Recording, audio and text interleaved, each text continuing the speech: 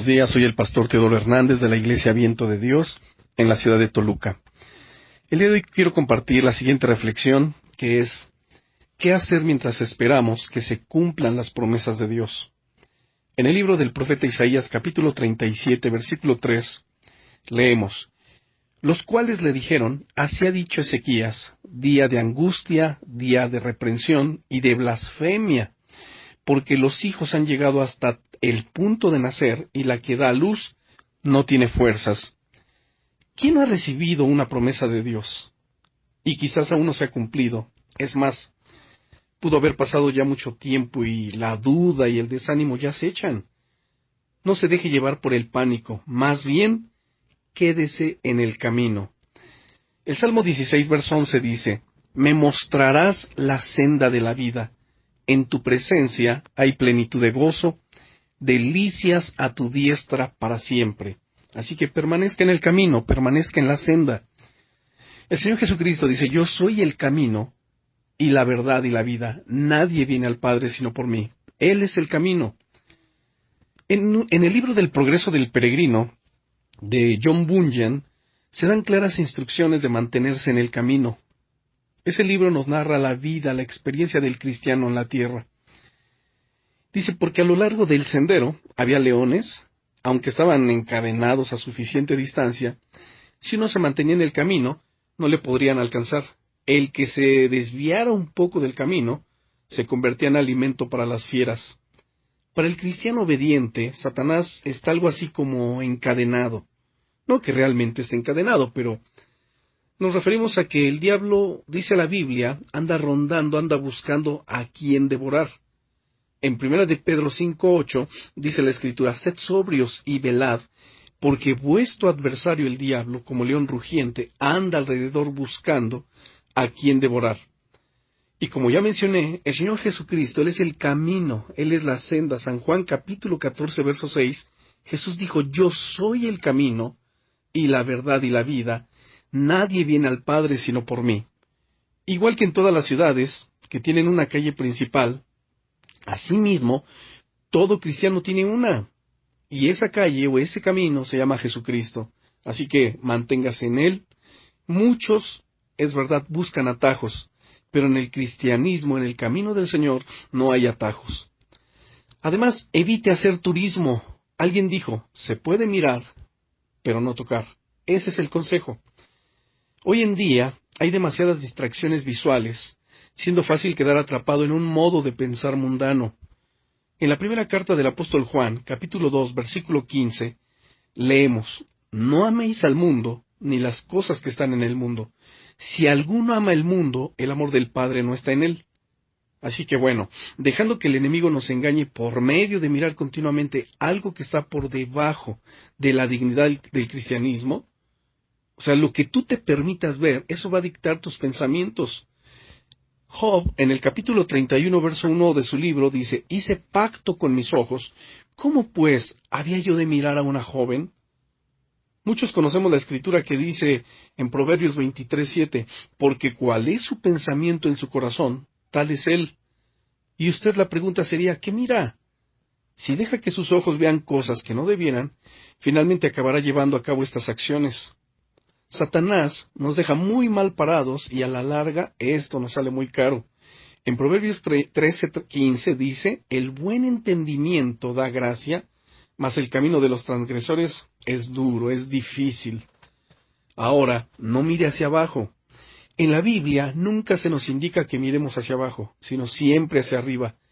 En Colosenses 3:1 encontramos las siguientes escrituras: si pues habéis resucitado con Cristo, buscad las cosas de arriba, donde está Cristo sentado a la diestra de Dios. Ahora, esto es muy interesante.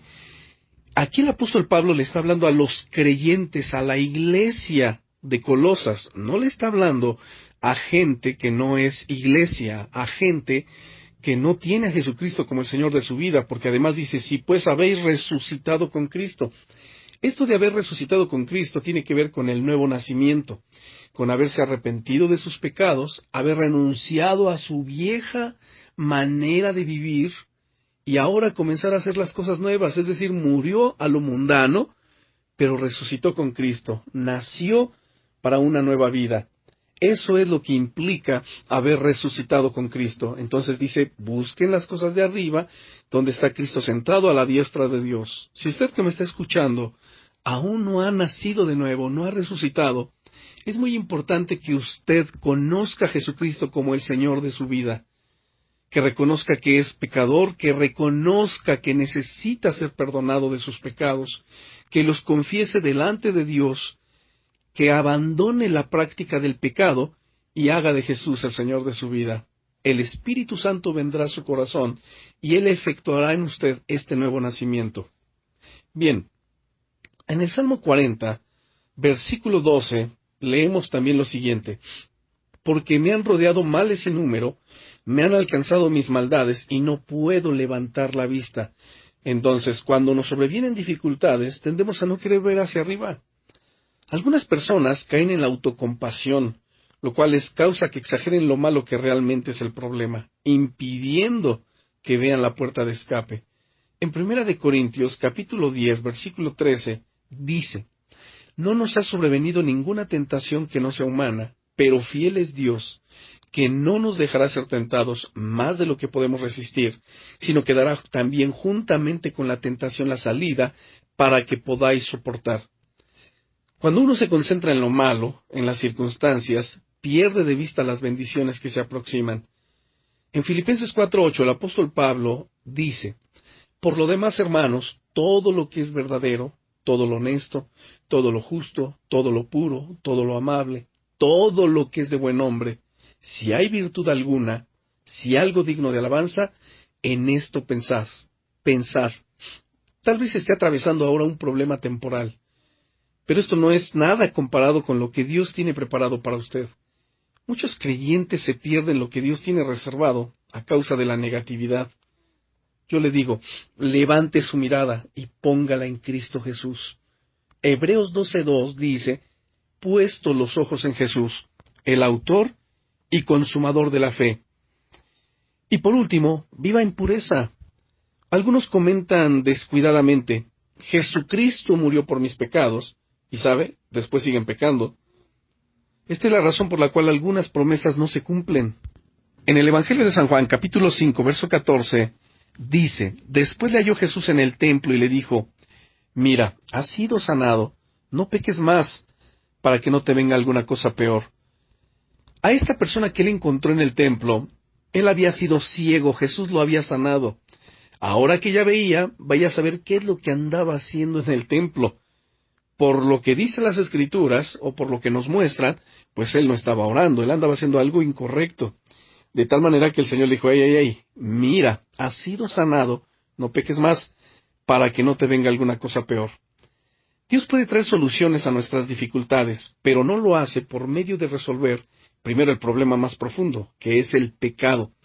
¿Por qué el pecado? Porque la Biblia dice que el pecado hace separación entre el hombre y Dios, y que por causa del pecado Dios no escucha la oración del hombre, Dios no lo puede escuchar. Eso dice en el libro del profeta, capítulo 59, versículo 2. Además dice la Biblia que por cuanto todos pecaron están destituidos de la gloria de Dios, Romanos 3:23. Y en el Romanos 6:23 dice que la paga del pecado es muerte, mas el regalo que Dios está ofreciendo a la humanidad es vida eterna en Cristo Jesús, Señor nuestro. Así que el problema a atender y atacar es el pecado. Y algunos parecen olvidar lo corrompido que es el pecado. En Isaías capítulo 3, verso 9, dice: la apariencia de sus rostros testifica contra ellos, porque como Sodoma publican su pecado, no lo disimulan. Ay del alma de ellos, porque amontonaron mal para sí. Resistir el pecado no siempre es fácil, pero sí es posible hacerlo, así que manténgase puro. En 1 de Juan 3:3 dice: y todo aquel que tiene esta esperanza en Él, se purifica a sí mismo, así como Él es puro. La pureza personal trae las bendiciones de Dios. En el Salmo 18, versículos 20-21, dice: Dios me ha premiado conforme a mi justicia, conforme a la limpieza de mis manos me ha recompensado, porque yo he guardado los caminos de Dios, y no me aparté impíamente de mi Dios. Así que, recordemos, lo que tenemos que hacer mientras esperamos que se cumplan las promesas de Dios es quédese en el camino. Y Jesucristo es el camino, no se salga de él. Segundo, evite hacer turismo. Recuerde, se puede mirar, pero no tocar. Tercero, no mire hacia abajo. Ponga los ojos en Jesús, allá arriba, donde está Cristo sentado a la diestra de Dios. Cuarto, viva en pureza. Recuerde que nuestro corazón debe estar limpio, y Jesucristo lo limpia por medio de la sangre que Él derramó hace 2000 años atrás. Cuando nos arrepentimos y confesamos nuestros pecados, esto es lo que sucede. Oremos. Padre, en el nombre del Señor Jesucristo, agradecemos, Señor, tus promesas, agradecemos tu buena palabra, tu palabra que da vida, tu palabra que nos infunde aliento. Señor, en tu palabra encontramos alrededor de 8000 promesas, promesas que son para todos aquellos que las creemos. Padre, te damos gracias, porque tú nos coronas día a día de favores y de misericordias. Por lo tanto, te pedimos, amado Señor, que nos fortalezcas por medio de la presencia de tu Espíritu Santo, que nos ayudes a permanecer en el camino que es Jesucristo, que guardemos nuestros ojos, que guardemos nuestro corazón de toda distracción, de todo aquello que nos pudiese separar de ti. Además, que mantengamos la vista puesta solamente en Jesús, que es el autor y el consumador de la fe, y ayúdanos a vivir en pureza. Solo tú eres el que nos santifica, tú eres el que nos da la gracia divina para poder vivir una vida cristiana victoriosa. Te agradecemos todo esto, Padre, en el nombre del Señor Jesucristo. Amén.